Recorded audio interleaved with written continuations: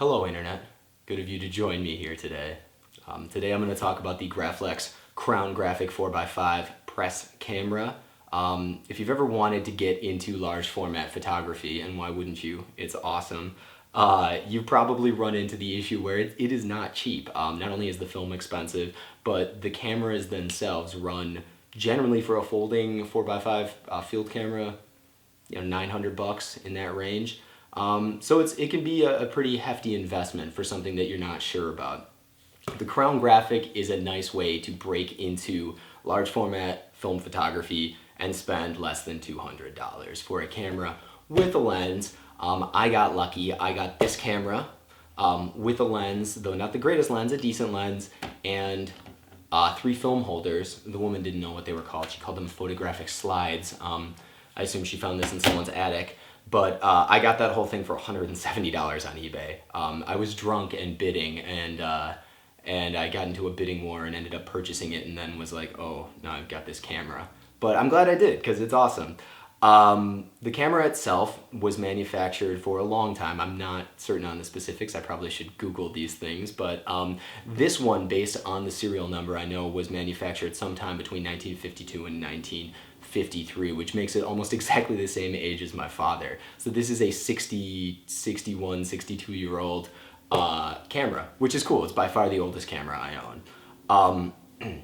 The camera itself shoots 4x5 film, as indicated by the name. It was a press camera, so newspaper photographers would use this to shoot. It is nice and portable, thus the leather strap on the side. It comes with a rangefinder to kind of estimate, I think that's called a rangefinder, viewfinder, whatever, I guess a viewfinder on there. I've never used any of that stuff. It also has cold shoes on top, and it's got a little level built in, though that no longer works correctly on mine. It does have a trigger, so you can hand hold and fire this in your hands. I removed the trigger to facilitate the changing of lens boards.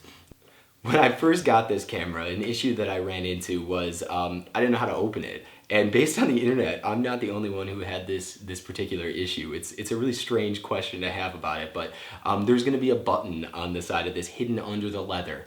And it varies depending on the camera you have where the button is going to be. On mine, it's right up here on the top left side. And when you press that, the camera pops open. Now, you would focus this guy by the rail system here. So you unlock it, and you can pull this forward, lock it in place, and then advance it by adjusting the rail here. You would check your focus, like any large format camera, on the ground glass in back here. And on this one here, to get the ground glass, it's pretty simple. You just click that guy down. Now, when I bought this, this had been, I assume, in an attic or something with someone who had smoked heavily, and it was disgusting. The ground glass was covered in grime and really, really difficult to see. I was able to remove it from the back, which is pretty simple, and clean it off thoroughly using Windex. And now it's pretty good. I mean, it's probably not the brightest ground glass that you're going to find on a large format camera, but it suits my purposes and it looks a lot nicer. You load film in this bad boy right here on the back, or the other way. Open that up. It forms a light, tight seal. You compose your image, you slide the film in, remove the dark slide from it, and then fire it. So it would work like this. You'd compose the image on the ground glass, get it to how you want it, then close it up without moving it, theoretically. Slide your film in. Just effortless. Remove the dark slide here. Fire your shutter, and then the film holders generally come with a black and a white side on them. For me, I like to use white to indicate that it has been exposed. So then I would slide that in with the white side out, and you lock that little guy out, and then you have the other side if you want to take another exposure. Loading film on these guys, and this is kind of just a large format in general, but you need to do this in a completely dark room. You get these little dudes here, and you slide the film in. There's a little like a notch on the upper right hand side. You slide the film down there in a completely dark room, seal it up, and then seal it, and you're ready to go. It's annoying. It's like super annoying. I've actually not gone and taken pictures a number of times because I didn't want to deal with loading film. You can do it in a changing bag, or I use, because there's no completely dark rooms in my apartment, I use my parents' bathroom because it doesn't have windows in it. You can shut the lights off. I jam a towel under the door and cover the little red light on the light switch with a piece of tape and do it there. So you can do it anywhere. The lens that this came with is this, and it's got junk in it right now, but this Graflex 135 4.7 lens. It's pretty fast for a large format lens, actually. Most of the newer large format lenses aren't going to go any faster than like 5.6, which is still a pretty narrow depth of field when you're talking about this large of a negative. This is a 4.7. It's a Graflex lens. It was the original lens on this camera. This is pretty scratched up. I never saw any evidence of it affecting the photos that I took, but it does have some scratches in it, and it is a very old lens, 1950s era American built lens. It's fine. 135 is like a wide normal format, so it's something in the range of like a 40, which makes sense for street photography, newspaper photography, stuff like that, where you want it to roughly simulate what you would see with your eye, but you want it wide enough that you can capture an entire field. You don't want anything that's too long. Because I use this primarily for landscapes, because the large format negative really affords you a huge amount of detail on it, I went ahead and bought this. This is a Fujinon 90mm f8. It's a much more modern, nicer lens, obviously in a much nicer shutter. Large format lenses are really cool. They're essentially just a front element and a back element in a shutter, and then you mount them onto the lens board and then put them in the camera. Large format cameras can, for the most part, use any lens.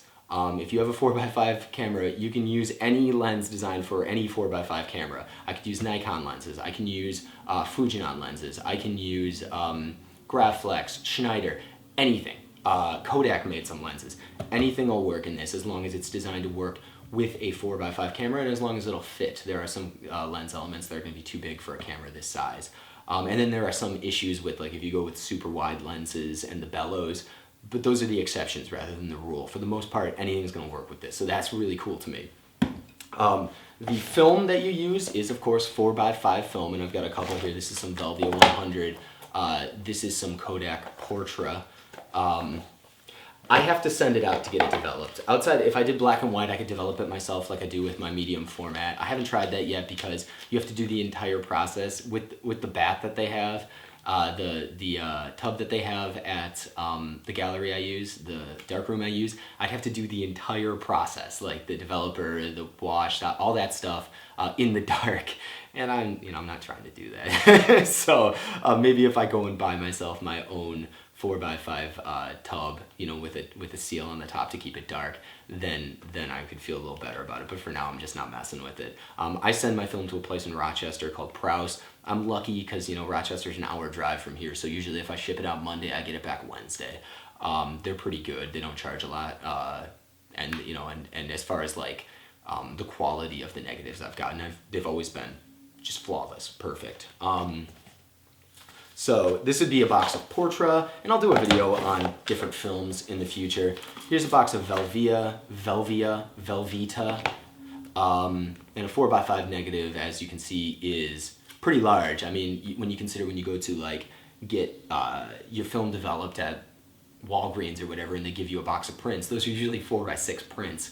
So this negative is almost as large as a small print is, so you get a huge amount of detail in there. And if you were to go up to the 8x10, it's staggering. You can print incredibly large images, and you're getting something. 8x10 cameras, the only kind of cameras that are really going to rival those in terms of like image quality at this point even are medium format digital cameras that run half, $50,000, $60,000, dollars. Like a phase 1 system is going to be, on par with an 8x10 camera. Obviously a lot easier to use, but you're talking about an investment of, at least $45,000 more. So that's madness to me. You can do some really, really cool stuff with the large format. What are the downsides to large format film photography? What are the downsides to the ground graphic? Ease of use. They're tremendously difficult. It's a really arduous process to use a large format camera. You have to set it up, get your composition the way you want it, put the film in, take the exposure. You're talking probably at least 15 minutes to get a shot, and maybe not the shot you want. The ground glass is very difficult to see in low light, so it's something where you want to make sure that you've got your composition the way you want it and then wait for the light, which can be difficult. I like all of that stuff. I like the Zen aspect of large format photography. You can't just go out and snap a bunch of pictures and pick the best one. You have to be really on your game. And when you consider a box of 10 exposures of Ektar is $30, you're spending $3 a shot. $3 or $4 a shot. I mean, you really want to make sure that you're doing a good job. So that to me, I think made me a better photographer than anything did. Understanding when the light is where it's going to be, understanding how the sunsets are going to look based on the cloud cover. Sometimes you get surprised anyway, but it is a really satisfying thing to do. And when you get the pictures, especially on Velvia or black and white, and you see them, there's nothing that looks like it. I know digital is superior to film in a lot of ways, but it doesn't look like large format, and there's no way it can. It's just really kind of magical. So I would say keep it alive. Go on eBay. KEH has them. You know, you'll spend a little bit more. You'll probably spend $300 or $400 for a whole setup, but go grab a large format camera, grab a box of film, keep film alive. If you have any questions or comments, as always, please leave them. I would appreciate it. Subscribe to my channel. I'm going to be doing a bunch more videos. If the weather maintains, it's kind of nice actually for Buffalo in November. So if the weather stays like decent, I'm going to go out and take some pictures and do a video on either large or medium format and show some of the photos that I've taken with each of these cameras. So have yourself a great little day and subscribe.